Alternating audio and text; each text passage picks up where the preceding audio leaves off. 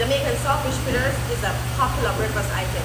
Let me show you how to make Jamaican saltfish fritter in 5 easy minutes.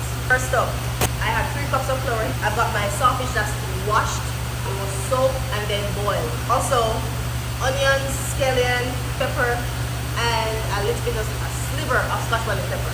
Add your onion, saltfish to the flour.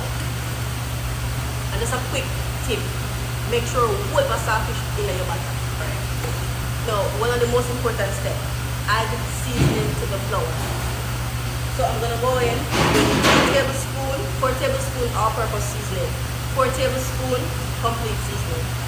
The saltfish is boiled completely out. So I'm gonna add a teaspoon of salt back. I'm just gonna combine all this. This is how your flour should be looking. It should be a little bit lumpy, of course, because you add stuff to it to make it lumpy. And now we're gonna add water. I have 1.5 cup of water. Do not add the water slowly. Add water. If it's looking a little lumpy like this, it's okay. Trust the process. This is how it's looking. Now for me, I like this consistency because I like to let the batter rest for like 15 minutes before I start frying.